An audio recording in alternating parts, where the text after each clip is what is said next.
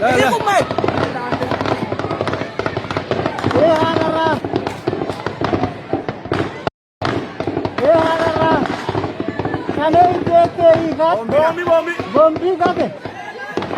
Maaltu sitti dhaga'ame yeroo viidiyoo kana argite? Viidiyoo kana gaafan argu nan gaddee gama biraan immoo hinaaffaa wayiitu natti dhalate. Wanti na gaddisiise ka Oromoon liqimsuu hin dandeenye tokko kan natti mul'ate inni kaan sirna tiksaa inni kaan sirnicha mormaa lachuu garuu kan wal lolu jecha dheedhii Oromootu Oromoo lola ka jedhu sana bitadhu ammoo sirnicha kan itti fufsiisuuf loluu fi sirnicha jigsuuf kan lolu immoo yoo akka dhiigaatti ilaalte Oromoo.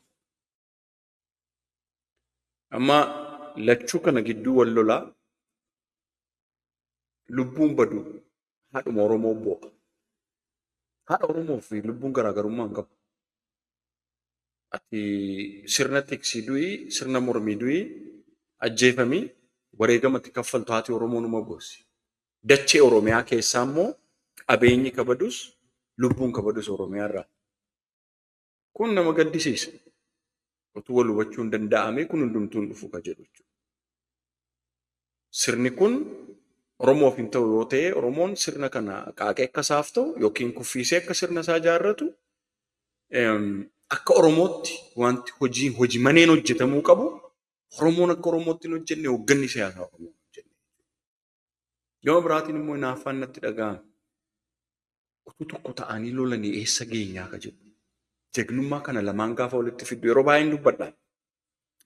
Warri mootummaa kana deeggiranii waa'ee hasab kaasu, waa'ee ulaa galaanaa kaasu.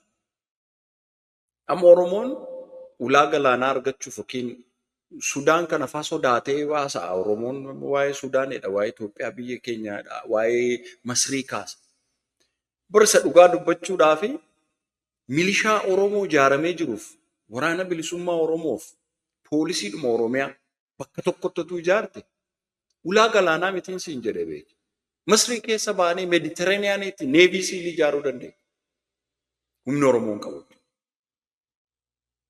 Cimdoo maaloo jettee warra kaabaa kana dachee Oromiyaa barbaadanii kaleessa xaarmusii nutti rarraasanii har'as dhufuu barbaadu jettee humna Tigraay kana gubbaa sana gootee Shaabiyaa miliyoona 3 geessu kana akkana nu godhanii jedheetu namni waan meeqa kaasu kana goota akkas lolu kan wal biratu fiddee walitti camadde eessa gaame natti.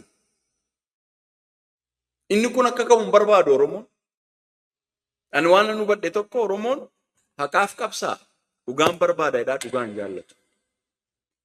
Kana anatu jedhe. Maaliif jennaan dhugaan waan qabatamaa lafa jirtu kana Oromoon arboomuu qaba. Biyya siyoo ijaarrate, sirna siyoo kuffiise, sirna siyoo haqaaqqate. Yoo barbaade godhe humni kun humna salphaa miti. Kanaaf humni tuffatamu hin jiruu siin jedhe. Laala sitti. Inni qophaa lolu sunis inni immoo isa lolu sirna sanan tiksa jedhu lolu sunis humna tuffatamu miti. Kanarraa waa hubatta jechuudha. Humni kun humna tuffatamu miti. Namni gaafa kubbaa sa'u dur yeroo baay'een jedha. Ilmi dhiiraa wayaa baafatee qumxaa godhatee dirree galeennaan hin tuffatinii jedha. Goolii sitti gashinaan dhume bakka waan fedhe isaa ta'u tuffachuu hin qabdu. Kanaaf humni kun qalbii noo ilaalte jechuudha.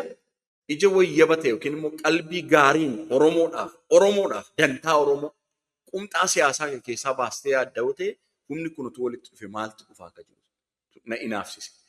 Gaddiin qabu akkuma sanatti ta'e jechuudha. Kana egaa namoonni baay'ee ishee fudhataniitu warri siyaasa barbaadan Oromootu Oromoo lolaa. Mootummaan kun amma akka Oromootti ilaalteetu Oromoo wajjin tokko ta'uu qabattee kaastaa jedha.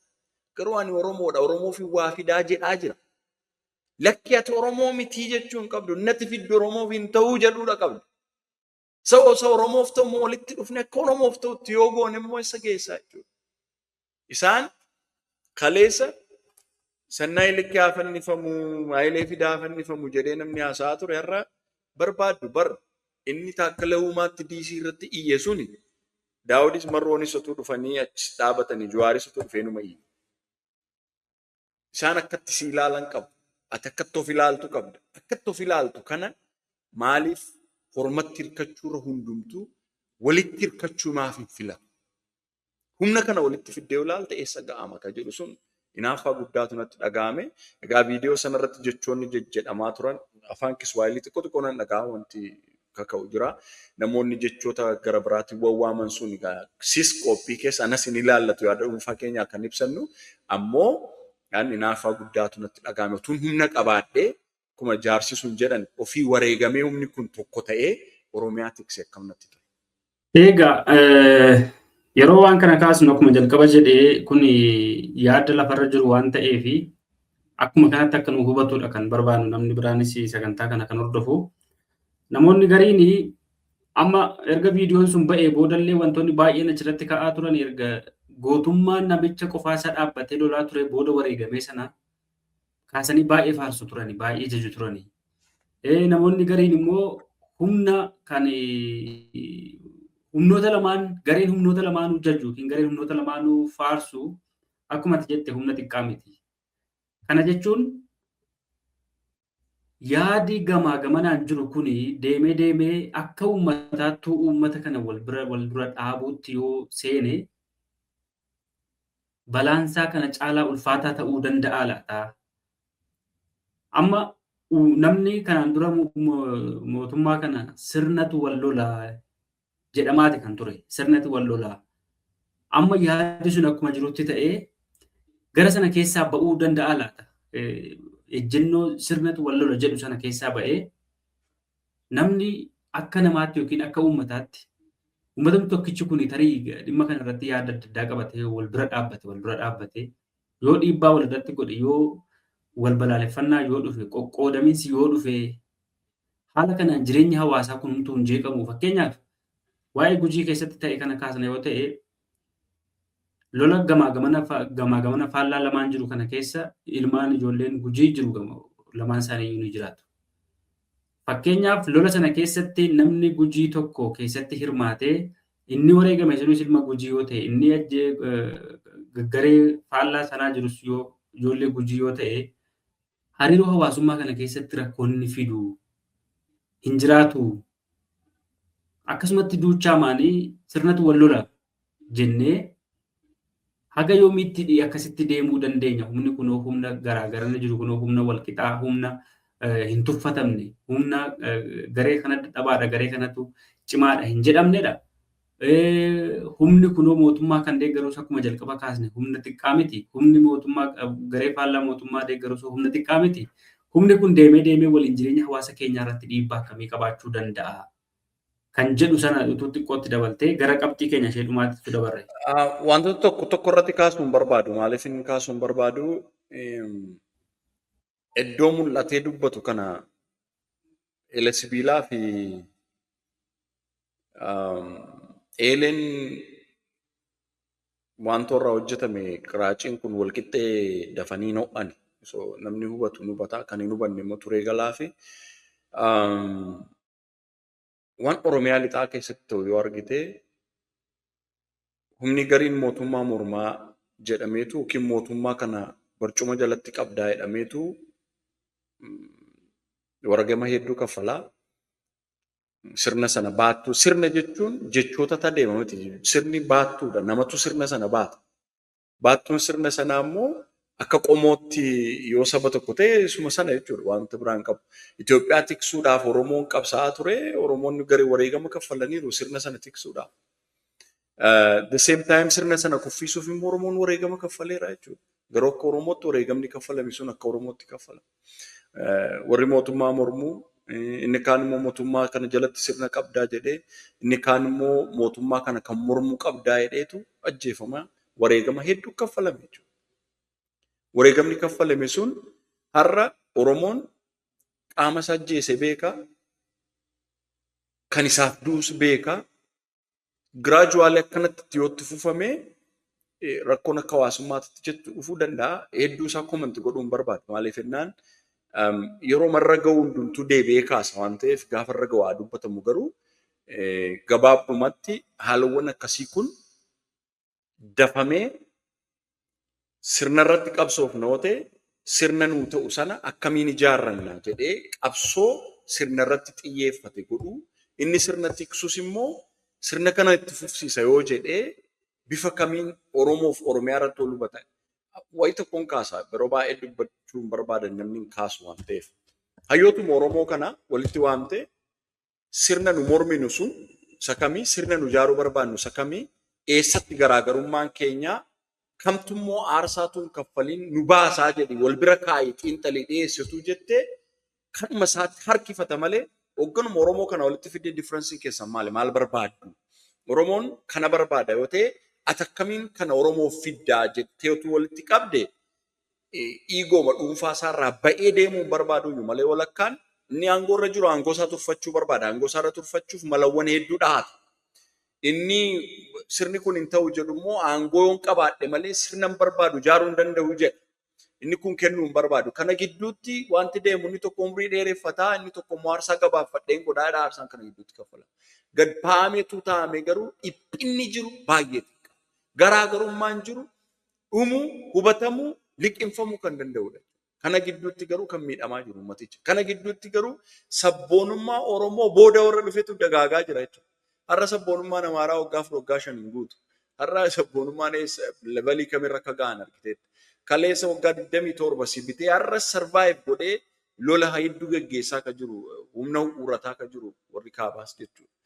Kunneewwan kun hundumtuu yoo walitti fiddee ilaalte haqa lafa jirtudha. Kanuma Oromoon taa'ee akka dubbatamu hin barbaadu. Isa kana dubbatte si adheessa. Kan inni dubbachuu barbaadu sugar coat akkati gootu barbaada jechuudha gidduu isaa jiraate. Waa'ee madiina kee qofaa kaasoftu keessootti rakkoo jiru kana taa'ee akka Oromoon fixatu hin barbaadu. Akka hoogganni Oromoo walitti dhufee dubbii fixatu dhiibbaa godhuu hin barbaadu. Hundumtuu isa kaleessa irra ga'ee gadoo ba'achuudhaa fi da'oo godhateetu darbataa jechuudha. Waan kaleessa darbe keessa gore galfata siyaasaa sana waan haasa'u keessa waan godhu keessa dhaqee ofiisaa faayidaan argatu yoo ta'e haqa lafa jirtu hin dubbatu. Kanaaf uummatichi gad ba'eetu waan isaaf ta'u kanarratti dhiibbaa uumuu danda'utu irra eegama. Wantoota hedduu isaa irratti koomanta godhuun barbaadu fayyaata. Ayyee galatoomi anis ammuma kana akka yaada kennitura kan barbaadu gaafii deebii keenya gara xumuraatti geessineera. Saatiin keenyas deemaa waan jiruu fi qabxii tokkotti kaasnee xumurra. Innis akkuma beekamu torban darbe kana keessa Itoophiyaan filannoo gaggeessiteetti. Filannoon Itoophiyaa keessatti gaggeeffame kuni kan torbaffaati. Filannoowwan baay'een kanaan duras gaggeeffamaniiru. Ammas filannoon gaggeeffamee bu'aan filannoo eegamaa jira. Filannoo kanaaf qophii guddaa taasifamaa ture. Baasii guddaan itti ba'eera. Filannoo sana wajjin wal qabatees sochiin tokko tokko taasifameera. Kan jalqaba waa'ee ajjechaa Arsii keessaa kan kaasne illee filannoo kana wajjin wal qabsiisanii namoonni kaasan ni jiru. Inni kun akkuma jirutti ta'ee filannoowwan baay'een Itoophiyaa keessatti deemsifamaniiru. Garuu har'allee waa'ee rakkoo siyaasaa haasofna. Rakkoo siyaasaa qofatu hin taane rakkoo siyaasaa yoomiyyuu jiraata garuu rakkoo siyaasaa gara ajjeechaatti wal dura dhaabbannaatti geessetu Itoophiyaa keessatti gaggeeffamaa jira.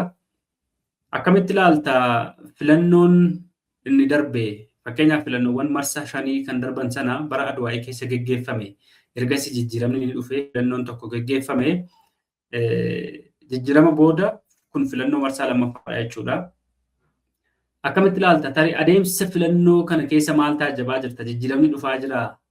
Shaakalli dimokiraasii gara dimokiraasiitti ce'uu sirriitti haala barbaachisuun deemaa jira? Dimokiraasiin adeemsa jedhu waan ta'eef adeemsi kun gara dimokiraasiitti ceesisuu fi abdii namaa kennu ni jiraata. Filannoo isa ammaa kanaa fi filannoowwan darban wal bira qabdee akkamitti ilaalta? Maal hubattee kan jedhuun kaasuu barbaada? Gaarii galatoome. Filannoon gaggeeffame jechuun amma filannoon gaggeeffamurraa rakkoo hin qabu waan. Filannoon garuu nagaa waaraa Oromiyaafis biyya sanaafis fiduu hin danda'u. Biyya sanaaf furmaanni filannootu hin taane taa'anii daaloogii uumanii marii yeroo ce'umsaa godhatanii gara filannootti deemuutu nagaa waaraa fida. Nagaa Oromiyaa keessatti dhaleessuu hin danda'u filannoon. Ammoo filannoon booru Oromoon sirna dimokiraasii waliin dhalatee guddate. Sirna gadaa qabu keessatti uummati wal filatee an filatamiin buluun aadaa dimokiraasii ijaaruuf qabsaa'aa waan ta'eef Oromoon filannoon kun guyyaa tokkotti yookiin immoo al tokkotti yookiin bara tokkotti dhaabbanni daddaaqama hedduu keessa darbee dhufe kun takkaatti wantoonni akkasii dhalachuu hin danda'an. Kanaaf piraaktisii yookiin immoo shaakalli sirna dimokiraasii ijaaruu jiraachuusaa gaarii ka jedhu nan kaasaa. Haa ta'u garuu sanatu deemee ka jedhu natti hin fakkaatu. Oromiyaa keessatti amma dhibbeentaa 30 ol waan filannoon geggeeffame natti hin fakkaatu. Bakkawwan yoo akka bakkaatti kaaste. Wannumti wanti filannoo foolii filannoo qabdu jedhamu sun jechuudha. Dhibbeentaan 70 ol haalli nageenyaa haalawwan garaagaraatiin filannoon hin geggeeffamne. Kana egaa filannoodha jettee kaastaa yoo jenne waan biraati tokko. Gama biraatiin lachuu guddachuudhaa jedhanii boqqolloon ol guddata, dinnichi immoo gad guddata, lamuu garuu guddina jedhamee waamamaadha. Hudduu diimaa fa'aa ilaalte lafa keessa gad guddata. Sirni filannoo biyyattii ol guddataa deemee ka jedhu sanarraa waan an qoddadhu qabu. Kanaan dura warra abbaa irree sagalee si jalaa hatu, korojoo si jalaa hatu. Kanaan dura jechuudha. Garuu akkati dorgomtu immoo bananiitu cancala sitti kaa'u saggaaruu hin dandeessu. Bara kana immoo filannoota lamaan darbanitti ka argine immoo korojittii mayyuu sitti hin kennan. Inni kaan sitti kenneetu sagalee kee hata, korojoo kee hata. Amma korojooma sana sitti kennuu dhiidaniitu tuma sitti hin kennin ofiima isaanii guutuu jedhan. Egaa guddinni isaa achirra ka'e. Korojoo hatuuf sagalee hatuurra darbee dur dhaabbatanii sirra dirqisiisanii si filchiisuurra darbeetu amma immoo korojittii mayyuu sitti kennuu dhaban jechuudha. Levelii kanarra ga'e. Wanti qobaa dorgomuu, qobaa fiiguu ka jedhu sun akka fakkaatuuf dirree siyaasaa bannee fakkeessuudhaaf akka jaarmiyaaleen garaagaraa akka itti irraa qooda fudhatan taasisaniiru. Garuu immoo amma korojittiin sitti hin kennamtu. Ofiima isaanii guutaniitu gara hin argitu jechuudha. Dur garuu korojoo makkee sagalee kee fuudhanii an barbaaddes filadhu ati isa sirraa hatu jechuudha. Guddina isaa kanatti ni ilaala akka kiyyatti madaalli isaa jechuudha. Levelii sanarra geenyeera. Kanaaf filannoon sun inumaayyuu atakaaroo hedduuwwan akkaniin hin uumnee fi mul'ata jechuudha. Otuu dirreen siyaasaa sun banaa ta'e biyyoota gurguddatan dimokiraasiin jiru Ameerikaa biyyoota garaagaraa keessatti filannoo booddee atakaaraa hedduu amma garuu namni waa'ee firii filannoo sanaa itti cinqamu hin jiru. Because pre-decided ta'eera jechuudha. Kanaaf waan baay'ee nama rakkisu miti. Garuu ololoowwan kanaan qabatanii ka'aa turan guddoo nama gaddisiisan jiru. Dhugaan lafa jirtu kana ta'eetu jiru ta'uu mala hin taane kaasanii mormitootaa fi teessumni qoodameera, maallaqni kennameera jedhamee sirni xinnoo mul'attu sunu akka konspirasiin garaagaraa uumamee uummatichi jaanja'u hojiiwwan goggodhamaa turan wanti nama levelii namaatti ta'uu hin qabne hedduun ka'aa turan sooshaal miidiyaa irraa argaa ture baay'ee nama gaddisiisan jira. Haa ta'u garuu filannoon har'alleen firii filannoo kanaa Oromoon bu'aan irraa argadhu yookiin immoo jijjiirama fidadee yaadu. Boorus filannoon yeroo ammaatti Oromoodhaaf soluushinii miti. Filannoo tun taane kan nama feesisu taa'amee yeroo ce'umsaa qabaatee Oromoon rakkoo isaa wal hubannoodhaan daandii siyaasaa banaaf ifa ta'e tokko godhee tokko kan isaa tokko kennu tun taane godhatee ergasii booda Oromoon ka barbaade akka filatutti deemuutu bu'aa qaba. Kun Oromoof qofaa miti biyyattii sanaafis jechuudha.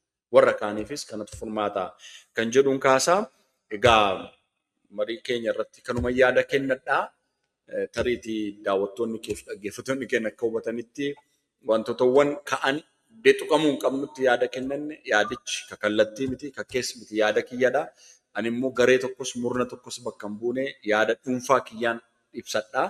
Kan itti walii galee nama wajjin walii galaa kan itti walii hin galle garuu yaada mormuuf yaada ka'u irratti yaada kennachuu aadeffachuutu nu feesisaa.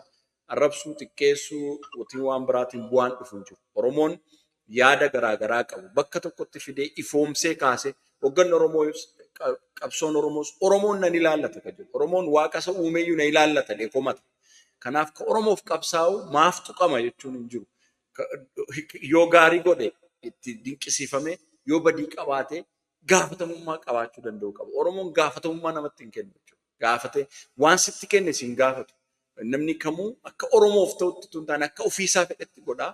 Kanaaf yaadichi kan kooti yaada kiyyatti qeeqa'uu qabaate nan qeeqama.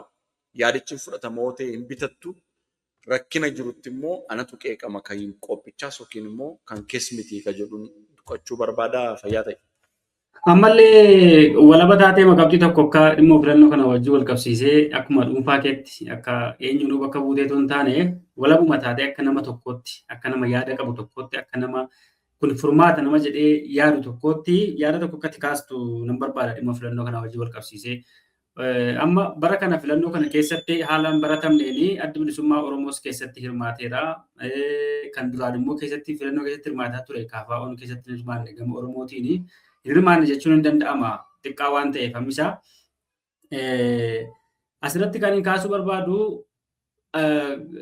filannoo kana keessatti sochiin gama Oromootiin taasifamaa ture adda bilisummaa Oromoo sochii adda bilisummaa Oromoo taasisaa ture kana akka dhaabichaa qofaatti utuu hin taane akka uummataatti yoo ilaalle fakkeenyaaf amma sochii adda bilisummaa Oromoo bara 1991-92 taasisaa ture amma teenyee yoo ilaallu qaama seenaa uummatichaati kan inni ta'u. Qaama dhaabichi dabarse seenaa dhaabichi dabarse qofatu hin taane waan uummata wajjin wal qabatee deemu jira. Ammallee sochii kana keessatti gama qabsoo Oromootiin bu'aan as keessaa argame ni jiraata. Gama biraatiin filannoo kana keessatti hirmaachuu dhaabichaa kana adda bilisummaa Oromoo kana bifa adda addaatiin namoonni ilaalan jiru. Kaani kan akka gantummaatti ilaalu jira. Kaani dogoggora seenaa hojjete adda bilisummaa Oromoo kanneen jedhanii yaadan kaasan ni jiru. Kanneen akkasitti barreessan ni jiru. Aktiivistoonni akkasumallee aktiivistii qofaatu hin taane namootumti siyaasa kana keessatti kallattiidhaan hirmaannaa taasisanii fi qaamonni adda addaa yaada kana ni kaasu. Bu'aan filannoo inni kan biraa ta'ee sochii kanaan qabsoon bilisummaa Oromoo waan inni argate jira, waan inni dhabe jira.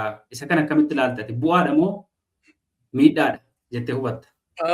Duula filannoo keessatti waan nu hubadhe tokko tarsiimoo fi imaammata Oromoodhaaf ta'u dhiyeessuu irratti ABO'n mo'ateera. Filannoon immoo hannadha, hannaan immoo mo'uu hin danda'u. ABO'n immoo dhugaaf qabsa'a. Kana hoogganni isaa dhaabichi bifa kamiin filannoo sanarraa qooda fudhatee bu'aan argadhe maali jedhee seeccee ibsa. Dhaabicha bakka bu'uu hin danda'u. Warri dhaabicha bakka bu'an amanamoo fi ga'umsa warri qaban jiru. Haa ta'u garuu akkanatti mul'atutti adda bilisummaa Oromoo adeemsa kana keessatti hooggana isaarraa kaasee miseensonni isaa waajjirri isaa cufamee uummata isaatti imaammata qabu ibsachuu carraa dhabee waan akka dhaaba biyya diiguu qabsoo Oromoo ganee tokkotti ilaalamaa ture. Garuu carraa filannoo kanaan adda bilisummaa Oromoo egeree Oromoof qabu, akeeka Oromoof qabu ifatti baasee yeroo itti ifoomsatedha jechuudha. Carraan kun carraa guddaadha. Kanaaf Oromoon adda bilisummaa Oromoo haalli korokkodeessa qabee fi rakkoowwan hidhaa ta'an, xaxaa ta'an irra yoo hin jiraanne maal qabaa akka jedhu. Hoogganni Oromoo yaada waggaa 50 waggaa 40 dhiyeessaa akka jedhu dargaggoonni adda bilisummaa Oromoo keessatti guddatan qabsoon bilisummaa Oromoo kun isaan hore egereen Oromoo maal qabaa akka jedhu dargaggoonni yeroo itti mul'atanii egeree Oromoo kana galmaan ga'uudhaaf jirraa jedhamee yeroo itti deemame bu'aawwan gurguddoo turan jechuudha. Haa ta'u boorus adda bilisummaa Oromoo nagaa waaraa Oromiyaa keessatti dhaleesse sirna dimokiraasii ijaara yoo ta'e sirni dimokiraasii maal ta'uu qaba kan jedhu jalqaba adeemsa kanarraa qooda fudhachuun nuti mataansaa ABO'n akka hagam sirna dimokiraasii ijaaruudhaaf fedhii akka qabuu fi akeeka akka qabu mul'isa jechuudha. Mooraawwan Oromoo warreen kan biroo mormitoota hin hirmaanne sun inumaayyuu adda bilisummaa Oromoo akka bu'uureessaa fi qabsoo bilisummaa Oromoo kana aarsaa waggaa 60tti kaffaleetti naa'um ga'umsaan ittiin hirmaannee dheellaalan bakkawwan garaagaraatti hin hirmaanne. Kana caalaatti mul'atee hirmaachuutu itti ture. Warreen kaan maaliif godhanii kan jedhu. Gufuu qabsoo bilisummaa Oromootti ta'uu fi kan jedhu anaannatti mul'atu. Boru maal komii warri akkasitti kaasani boru yoo Oromoo aangoo yookiin immoo carraa Oromoo bulchuu yoo argatanii filannoon geggeessan jechuudha. So filannoo mormuun ofii boru maaltu ta'uu danda'a akka jedhamu sun filannoon bu'aa hin qabu jedhanii kaasuun madaalawaa bu'aa hin qabu. Anaafatu bu'aa hin qabu inni haasaa jira. Garuu immoo ABO'n hirmaachuunsaa filannoo quucarsuudha yookiin immoo kan jedhamee ka'u sun natti mul'atu jechuudha. Isa kaan doomsuudha kan jiru sun natti mul'atu. Qabsoo bilisummaa Oromoof qaamonni qabsaa'anii wanni addi bilisummaa Oromoo akka gaaffii Oromootti akka tarsiimootti kaasee duulana filannoo keessatti ibsa yoo ta'e qabsoon bilisummaa Oromoo gaaffii isheen kaafattu ibsee jechuudha addi bilisummaa Oromoo. Maal garaagarummaa maal qaba? So kanaaf ani bu'aan natti mul'ata. Bu'aadha hirmaachuun seeraa wal qabatees kanaan dura dubbanneerra marii keenya keessatti maraa lammaffaaf yoon hirmaattu ta'e akka dhaabaatti hin diigamta jechuudha. Kanaaf ABO'n akkuma yaabbaa durii akkuma EPRP meecaat meesoon sadad maal jedhanii paartiin ji'a lama ji'a sadiitti dhufanii dhalatanii du'anii warri kaan immoo maqaa jijjiirrataa maamata kana hundumaa ga'aniin akkasitti akka dhabamu warri barbaadan jechuu danda'u ta'a. Garuu addi bilisummaa Oromoo akka jaarmaatti jiraachuun isaayyuu maalii ka jedhu mul'isaa jechuudha. Namoonni immoo hinaaffaarraa ka'anii ABO'n waan bu'aa hin qabnetti qooda fudhachuun mallee jedhanii kaasan akka hinaaffaatti kaasan jiru. Kanarra kan anuurraa qooddatu jechuudha. Namoonni haalli kennatee fi kan ta'uu danda'a jechuudha. Kanaaf ani ABO'n qooda irraa fudhachuun sirnaawaadha. Kana dhaabichi maaliif akka barbaades ibseera. Bu'aan argames immoo mul'an achirraa argamu. Kanaaf addi bilisummaa Oromoo waggaa 50 qabsaa'ee maal argate ka jedhan aangootti bahuu yookiin immoo filatamanii paarlaamaa galuu wayya argachuu qofaa miti. Adeemsa qabsoo keessatti piroosesiidha silatti dimokiraasiin. Adeemsa kana keessatti ABO'n waan hedduu achiin godheera. Kanaaf an akka sanatti ni ilaalaa. Dhaabichi immoo anarra sirnaan ibsataa. Wal dorgomsiisuu paartiilee Oromoon kun fedhii namoota dhuunfaa qabanidha malee dantaa Oromoo kallattii kamiinuu mirkanaa taanaan Oromoon dantaa Oromoodha kan dursuu qabu. So yoo ABO'n dantaa Oromoo sana dhugoomsuu irratti waan gaarii godheera yoo ta'e paartiileen gara biraan hirmaanne akka sanatti ilaaluu ni ilaalan akka kotti akka yaada kiyyaatti kanuman jedhaa fayyaa ta'e.